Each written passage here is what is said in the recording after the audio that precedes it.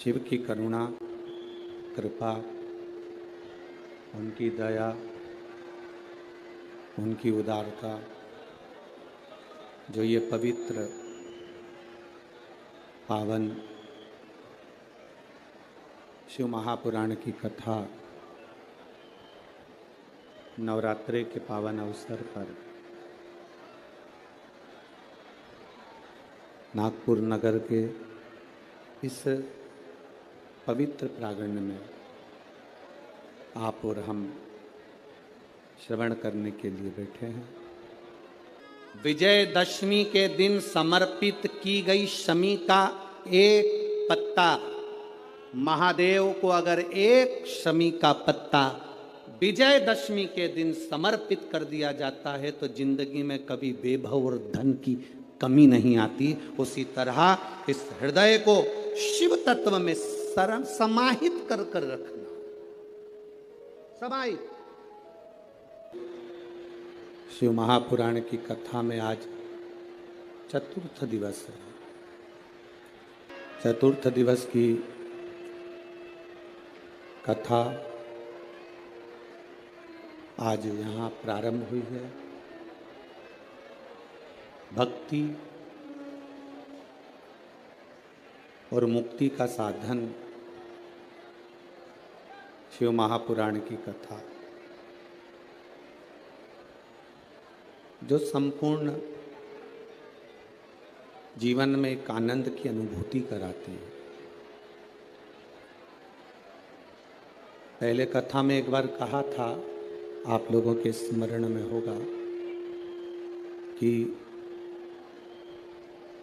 राम कथा मनुष्य को जीना सिखाती है। हमें जिंदगी कैसे जीना है, हमें जीवन कैसा जीना है, ये राम कथा सिखाती है। भागवत कथा हमारी मृत्यु कैसे हो, हमारा अंतिम का क्षण, हमारा आखिरी का क्षण कैसा हो, ये श्रीमद् भागवत कथा सिखाती है। और शिव महापुराण की कथा हम अपने जीवन को जीते जी, हम अपने जीवन को, अपने कार्य को करते हुए, अपने कर्म को करते हुए भगवान की अविरल भक्ति को कैसे प्राप्त कर सकते हैं, ये शिव महापुराण की कथा सिखाती है।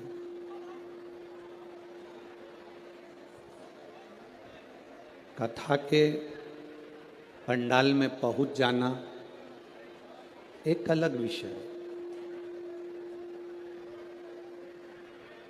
कथा के पंडाल में पहुंच गए एक अलग विषय, पर कथा के पंडाल में पहुंचकर कथा का रस तत्व अपने जिंदगी में उतारना, ये एक अलग विषय। शिव महापुराण की कथा कहती है, शिव का दर और शिव का घर जाते रहना चाहिए। शंकर भगवान के मंदिर, शंकर भगवान की चौखट पर शंकर भगवान को एक लोटा जल समर्पित करने, शिव के द्वार, शिव की चौखट तक जाते रहना चाहिए, जाना चाहिए।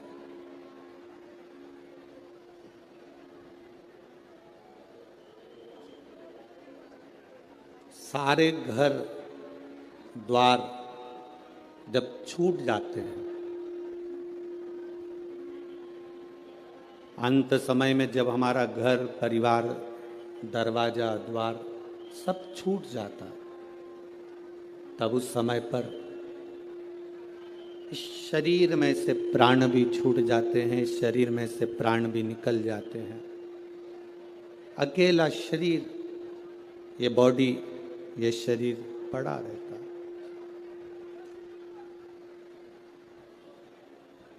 फिर इस शरीर को शंकर के दरवाजे तक लोग लेकर जाते हैं, शिव के द्वार तक लेकर जाते हैं।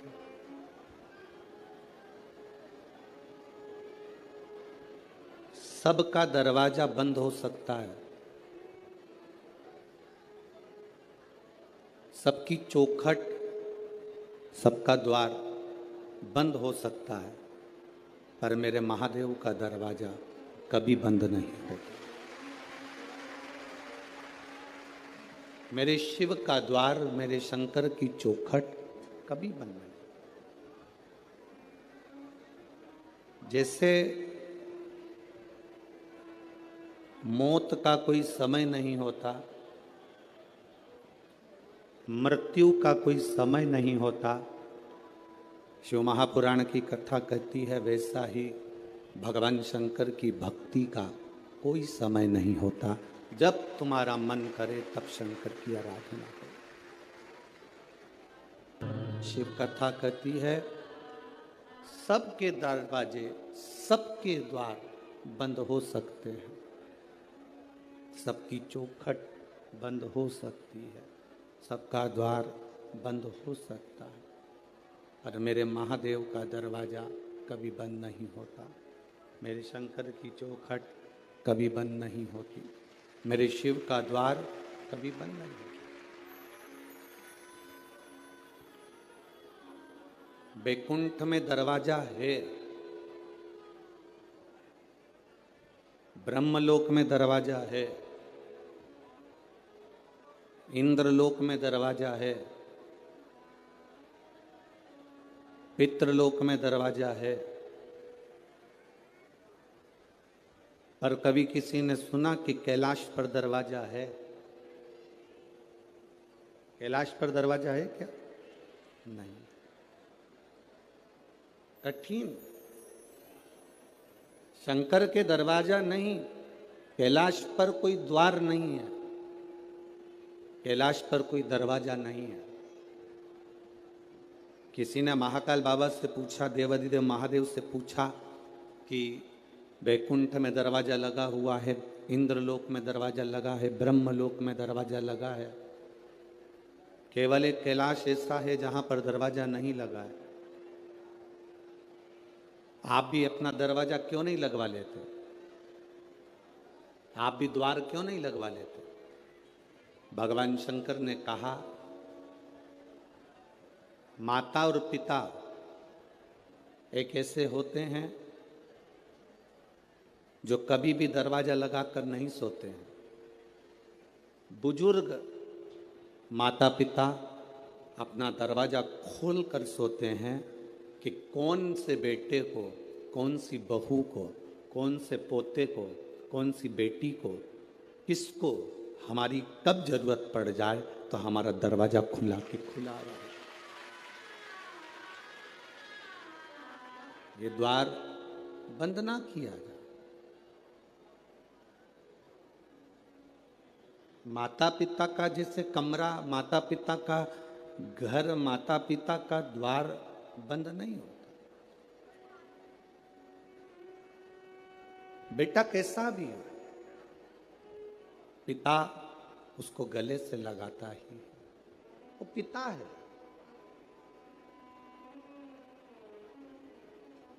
एक पिता के दो पुत्र हैं। एक पुत्र ने कहा कि पिताजी मुझे तुम्हारे साथ में नहीं रहना है, मुझे मेरी जायदाद का हिस्सा दे दो। मैं आपके साथ रहना नहीं चाहता, मेरी जायदाद का, मेरी प्रॉपर्टी का हिस्सा दो, मुझे यहां से जाना। पिताजी ने बेटे को समझाया कि जायदाद का हिस्सा लेकर करेगा क्या, बर्बाद हो जाएगा, मत ले हिस्सा। नहीं नहीं, मुझे चाहिए। पिता ने जायदाद का हिस्सा दे दिया। अपनी प्रॉपर्टी के 3 हिस्से करे, एक अपने छोटे बेटे को, एक अपने बड़े बेटे को। एक हिस्सा पिता ने अपने पास में रखा। छोटा बेटा जायदाद का हिस्सा लेकर शहर चले गया।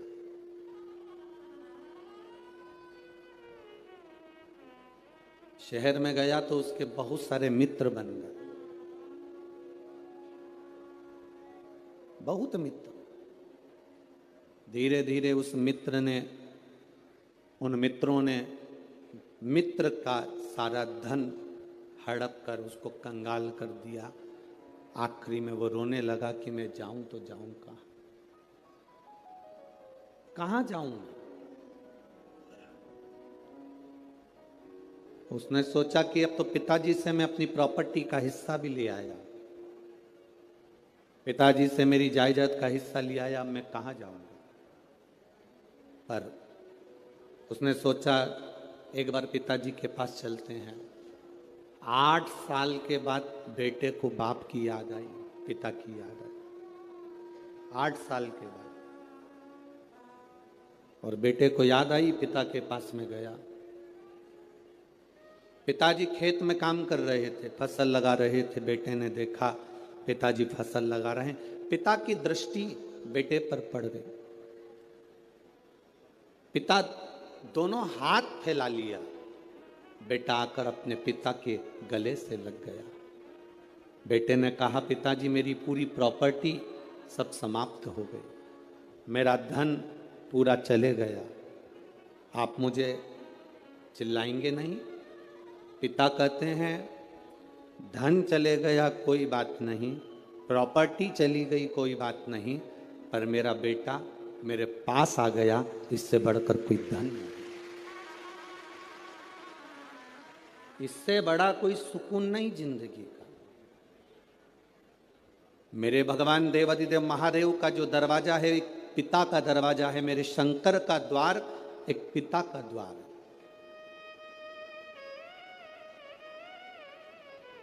बेटा कैसा भी हो, बेटा किसी भी तरह का हो, तो भी मेरा शंकर, मेरा उघड़दानी, मेरा त्रिकालदर्शी, मेरा कैलाशी, मेरा अविनाशी, मेरा शिव उसको गले से लगा लेता है।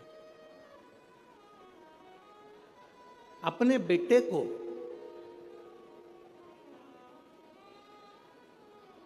वो अपने गले से लगाता है। सारे दरवाजे बंद हो सकते हैं, सारे दरवाजे। जब विपदा की घड़ी आती है, दुख का समय आता है, कष्ट की घड़ी आती है, सब साथ छोड़ देते हैं। कौन किसके साथ गया? आपके मोहल्ले में अगर कोई मरा तो उसके साथ कोई दूसरा मरा, अरे बोलो तो जम के, नहीं हो सके नागपुर में फैशन हो, कोई मरा उसके साथ कोई दूसरा मरा, नहीं मरा। कोई जला तो उसके साथ दूसरा जला, नहीं। किसी का अंतिम संस्कार हुआ तो उसके साथ में कोई उसके परिचित ने कह दिया कि मुझे भी साथ में जला दो, नहीं। किसी के साथ कोई नहीं जाता। शमशान क्या है? दक्ष प्रजापति ने भगवान शंकर को श्राप दिया था कि मैं तुझे श्राप देता हूं कि तू शमशान में निवास करेगा। शमशान मेरे शंकर का घर है, वहां व्यक्ति देवाधिदेव महादेव के पास में जाता है। शंकर कहते हैं तू ये कभी मत सोचना कि तू अकेला है, जन्म हुआ गर्भ में भी मैं था, इसलिए लोग कहते हैं कि अंदर पिंड जैसा बच्चा, पिंड मतलब पिंडी, पिंडी मतलब शिव, जन्म हुआ तब भी शिव था, तब भी शिव। जन्म के समय पर भी शंकर है, और जन्म के हमारे प्राण जब छूटे, हमारी मृत्यु जब हुई, तब भी कोई हो ना हो, मेरा देव अधिदेव महादेव शमशान में तुम अकेले नहीं, मेरा शिव तुम्हारे साथ है, मेरा शंकर तुम्हारे साथ है।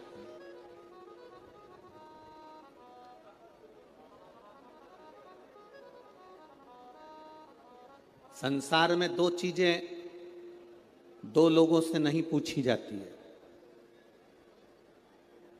पूरे संसार में दो चीजें दो लोगों से नहीं पूछी जाती है। एक स्त्री से उसकी आयु नहीं पूछी जाती है। बोलो सही है कि गलत है? संसार में दो चीजें दो लोगों से नहीं पूछी जाती है। एक स्त्री से उसकी आयु नहीं पूछी जाती है और दूसरा पुरुष से उसकी आय नहीं पूछी जाती है। स्त्री से आयु नहीं पूछी, पुरुष से आय नहीं पूछी। क्यों नहीं पूछना चाहिए? क्योंकि स्त्री से आयु इसलिए नहीं पूछते क्योंकि स्त्री अपने लिए कभी नहीं जीती, स्त्री हमेशा दूसरों के लिए जीती है। और पुरुष से उसकी आय नहीं पूछते। क्यों नहीं पूछते?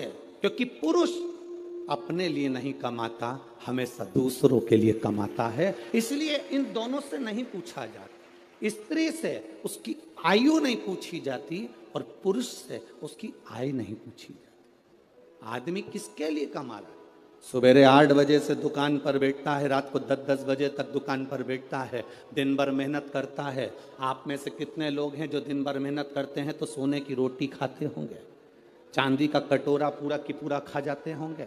अगर करोड़पति भी करोड़ों का धन कमा रहा है, गरीबड़ा भी अगर धन कमा रहा है तो वो 2 रोटी ही खा रहा है। एक भिखारी हमारे दरवाजे पर जब भीख मांगने के लिए आता है, वो भीख मांगने नहीं आता, हमको ज्ञान देने आता है। भिखारी भीख मांगने दरवाजे पर आता है तो हमको ज्ञान देने के लिए आता है। भिखारी ये कहने के लिए आता है, भैया मुझे रोटी दे दो, भैया 2 रुपया दे दो। वो रुपया लेकर, रोटी लेकर तुम्हारे दरवाजे के बाहर एकांत में बैठकर रोटी को खाता है। बोलो खाता है कि नहीं खाता? भिखारी जब दरवाजे पर आता है तो ज्ञान देने के लिए आता है, रोटी मांगता है, दरवाजे पर खाता है। दुकानदार के सामने भिखारी जब मांगने के लिए आता है तो वो ज्ञान देने के लिए आता है, दुकानदार से कहने के लिए आता है कि देख, मैं भीख मांग कर खाता हूं तो भी समय पर रोटी खाता हूं, और तू दिन भर कमाता है तो भी रोटी तेरे नसीब में नहीं आ पाती। दिन भर कमाता है तो भी रोटी तेरे नसीब में नहीं आ पाती। 10 बजे का टिफिन तैयार है, पत्नी फोन लगा रही है, सुनो भोजन का टाइम हो गया, 11 बज रही है, 11:30 बज रही है, 12 बज रही है, स्वामी भोजन कर लो, स्वामी आओ भोजन कर लो। पत्नी पति को बुला रही, बच्चे बाप को बुला रहे, पापा समय हो गया अभी तक नहीं आए, भोजन करना है, पापा आओ। भाई भाई को कह रहा है, देख फैक्ट्री बाद में चले जाना, दुकान बाद में चले जाना, चल रोटी खा पहले। पत्नी रोटी के लिए बुला रही, बच्चे रोटी के लिए बुला रहे, पर अभी बस 2 ग्राहक और कर लूं इसके बाद आता हूं, 2 फाइल और निपटा लूं इसके बाद आता हूं, 2 काम और कर लूं इसके बाद आता हूं। और हम जिस रोटी के लिए कमा रहे हैं, जिस रोटी के लिए मेहनत कर रहे हैं, जिस रोटी के लिए हम 24 घंटे लगे हैं, मालूम पड़ा वो रोटी धीरे धीरे छूटती चली गई। 10 बजे रोटी खाने वाला 12 बजे खा रहा है, 12 बजे वाला 1:30 बजे खा रहा है। फिर बीमारी हो गई शुगर की, बीमारी हो गई बीपी की। कभी डॉक्टर तुम्हारा परिचित हो तो उससे पूछना कि बीपी और शुगर कैसे होते हैं। समय पर जो भोजन नहीं करता उसको बीपी और शुगर की बीमारी होती चली जाती है। समय पर जो अपनी जिंदगी को नहीं जीता उसको बीमारियां बढ़ती चली जाती है। पूछो कभी। एक भिखारी भी हमको ज्ञान देता है कि अपनी जिंदगी में जो हमने कमाया है उस कमाई का थोड़ा सा अंश हम अपने ऊपर खर्च करें। हम कमाई का अंश, इस व्यासपीठ से कभी नहीं कहा आपसे कि आप अपने धन को किसी को दे दो, आप अपने धन को किसी को दान कर दो। हम कभी नहीं कहते इस व्यासपीठ से कि तुम तुम्हारी संपदा उठाकर किसी को दिया ना या किसी को दान करी आना। हम इतना जरूर कहते हैं कि तुमने जो कमाया है, तुम जो कमा रहे हो उसको अपने ऊपर खर्च जरूर करना, जिससे लगे कि तुमने मेहनत कर कर कमाया तो अपने ऊपर खर्च किया। खर्च किया तुमने। स्त्री से कभी आयु नहीं पूछी जाती, पुरुष से कभी आय नहीं पूछी जाती, क्योंकि स्त्री कभी अपने लिए जिंदगी नहीं जीती। जीती है तो पहले माँ बाप के लिए, माता पिता ब्याह कर कर भेज देते हैं तो पति के लिए, पति के बाद में जब बच्चे आ जाते हैं तो बच्चों के लिए, फिर जीती है तो अपना पोता पोती नाती पंती के लिए। पूरी जिंदगी स्त्री अपने शरीर को अगर संभाल कर रखती है तो दूसरों के लिए रखती है कि मेरे बच्चे सुखी रह लें, मेरा परिवार सुखी रह ले, मेरा परिवार सुखी रहे, मेरे बच्चे सुखी रहें। मेरा कुटुंब सुखी रहे, मेरे रिश्ते सुखी रहें। स्त्री से आयु नहीं पूछी जाती, पुरुष से आयु नहीं पूछी जाती।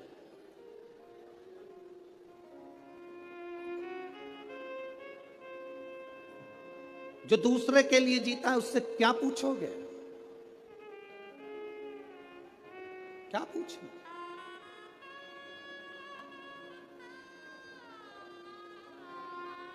शिव कथा कहती है, मेरा भोला बाबा, मेरा शंभू, मेरा त्रिकालदर्शी, कैलाशी, अविनाशी शंकर अमृत नहीं पिए हैं, विष पिया। किसके लिए? दूसरों के लिए। शिव जी ने चंद्र धारण करा, किसके लिए? दूसरों के लिए। शंकर भगवान ने सर्प धारण करा, किसके लिए? दूसरों के लिए।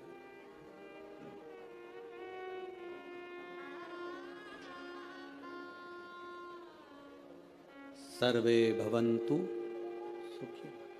अपने लिए क्या रखा, क्या रखा? पार्वती जी ने पूछ लिया था भोलेनाथ जी से, बाबा आप सारी दुनिया को देते हो, अपने पास कुछ नहीं रखते हो, क्यों नहीं रखते? शिव जी कहते हैं, पार्वती मुझे रखने की जरूरत नहीं है। मैंने जिसको दिया है अगर वो उसका सही उपयोग करेगा तो उसका एक अंश मेरे पास आए।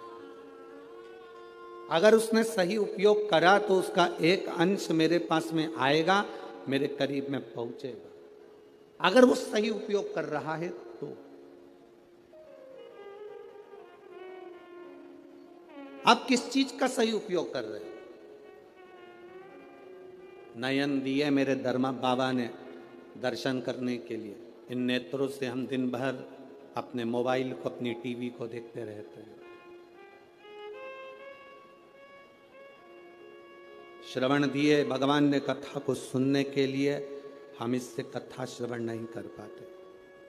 मुख दिया मेरे दातार ने भजन करने के लिए, हम भजन नहीं कर पाते। पांव दिए मंदिर तक जाने के लिए, हम जा नहीं पाते। हाथ दिए जनमानस की सेवा के लिए, हम सेवा नहीं कर पाते। शरीर का प्रयोग करा कहाँ?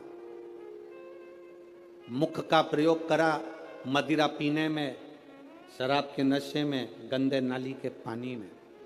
कान का प्रयोग करा निंदा और चुगली और गाली सुनने में। नेत्रों का प्रयोग करा गंदी चीजें देखने में। पांव का प्रयोग करा गंदी जगह जाने में। हाथ का प्रयोग करा गंदी वस्तुओं को छूने में। हमने प्रयोग करा क्या?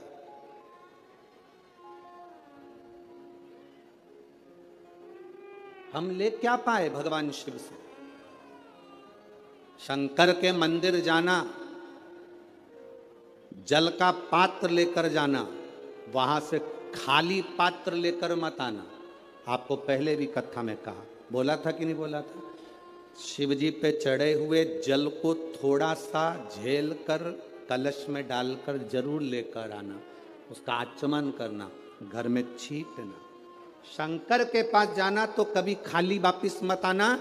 शिव कथा कहती है, अगर आप जल चढ़ाने नहीं भी गए, बिना लोटे के, बिना जल के, बिना बेलपत्र के, बिना धतूरे के, बिना शमी पत्र के, बिना चावल के दाने के भी आप शंकर के पास अगर पहुंच गए हो तो शंकर आपको कभी खाली नहीं भेजता, वो झोली भर कर ही भेजता।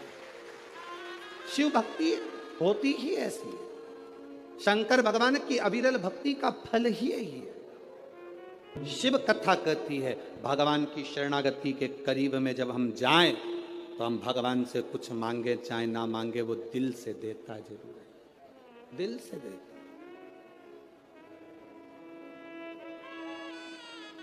आप लोगों से एक बात पूछे क्या? जवाब दोगे? अरे बोलो तेरे नागपुर वालों, पक्का? ठीक है। तुम्हारी आर्थिक स्थिति ठीक है, तुम्हारी आर्थिक स्थिति ठीक हो,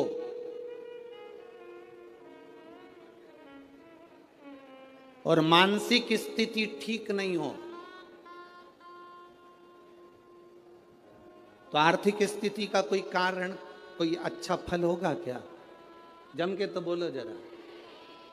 और अगर तुम्हारी आर्थिक स्थिति ठीक नहीं हो, तुम्हारे पास में धन नहीं हो, ज्यादा गाड़ी बंगला नहीं हो, और तुम्हारी मानसिक स्थिति ठीक हो, तो उसका फल होगा कि नहीं होगा? होगा ना। उसका फल, यही नागपुर की कथा, आज चतुर्थ दिवस की कथा प्रत्येक मानव के जीवन में जानना चाहिए। तुम्हारे घर में धन बढ़े चाहे ना बढ़े, पर तुम्हारा मन और तुम्हारी बुद्धि, चित्त तुम्हारा अच्छा होना चाहिए, तो तुम्हारा धन अपने आप बढ़ जाए। आर्थिक स्थिति ठीक हो और मानसिक स्थिति ठीक नहीं हो, तो धन का क्या करोगे? पैसा क्या खाओगे कि डनलप के गद्दे को छाती पे धर के ले जाओगे? क्या करोगे उस धन का? आर्थिक स्थिति से ज्यादा जरूरी है मानसिक स्थिति ठीक होना। मन ठीक नहीं है, दिमाग ठीक नहीं है, बुद्धि ठीक नहीं है, चित्त ठीक नहीं है, तो करोड़ों का धन अलमारी में भरा रहे तो उसका मतलब क्या? मतलब सारे देवताओं में, 33 कोटि देवी देवताओं में, सारे देवताओं की आर्थिक स्थिति बिल्कुल ठीक है। करोड़ों का धन है, संपदा है, सुख है, वैभव है।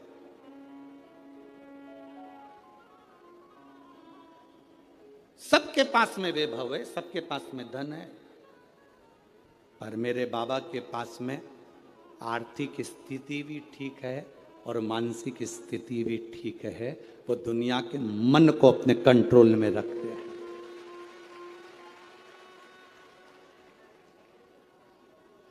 एक बार लक्ष्मी जी ने नारायण से कहा था, प्रभु आपका और हमारा झगड़ा होता रहता है, आपका और हमारा विवाद होता रहता है, आप हमारे पति, हम आपकी धर्म पत्नी और विवाद करते हैं। ब्रह्माणी ब्रह्मा जी से कहती, आप और हमारा विवाद होता रहता है। धन बढ़ गया पर घर में सुख